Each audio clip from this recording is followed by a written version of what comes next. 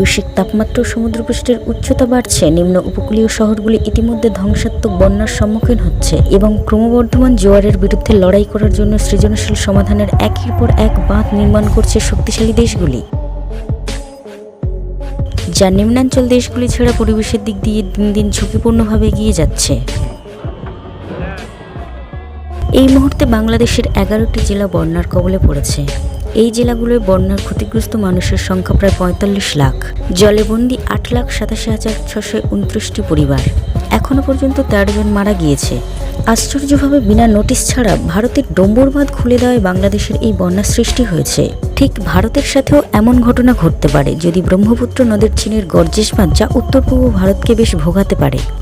ব্রহ্মপুত্র নদের নিচের অংশে 8টি হাইড্রোলিক বাঁধ তৈরি হয়েছে, যার জলধারণ ক্ষমতার বৃদ্ধিতে এই বাঁধ পৃথিবীর বৃহত্তম শক্তিশালী উৎপাদন কেন্দ্রগুলির মধ্যে অন্যতম। ভারত সহ বাংলাদেশের জন্য বিপর্যয় হতে পারে এই বাঁধ। ভারতের ফারাক্কা বাঁধের চেয়েও 4 গুণ বড়।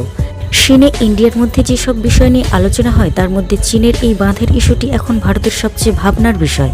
তবে থ্রি গর্জেস বাঁধ শুধু শক্তি উৎপাদনের মাধ্যমে নজর কাড়েনি, এই বাঁধ পৃথিবীর আহ্নিক গতির পরিবর্তন থেকে শুরু করে পৃথিবীর আকৃতিকেও বদলে আনে। থ্রি গর্জেস বাঁধের প্রাণক্রিট সুট স্লিপ হয়ে গেট সহ নানা জরুরি ব্যবস্থা নেওয়া হয়।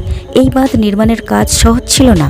32টি টারবাইনের এক একটি মোট 700 মেগাওয়াট শক্তি উৎপাদনে সক্ষম এমন টারবাইনের ব্যবহার করা হয় থ্রি গর্জেস বাঁধে। এছাড়া থ্রি গর্জেস বাঁধ বিদ্যুৎ উৎপাদনের ক্ষেত্রেও বেশ ভূমিকা রেখেছে। এছাড়া ইউক্রেনের গুরুত্বপূর্ণ বিশাল একটি বাঁধ রাশিয়া বিস্ফোরণের মাধ্যমে উড়িয়ে দিয়েছিল বলে অভিযোগ করে। তারা বলেছিল ইউক্রেনীয় বাহিনী যাতে নিপ্রো নদী পার হয়ে দেশটির দক্ষিণাঞ্চল রুশ বাহিনীর উপর পাল্টা সামরিক আক্রমণ চালাতে না পারে, সেই জন্য বাঁধটি ধ্বংস করে দেওয়া হয়েছিল।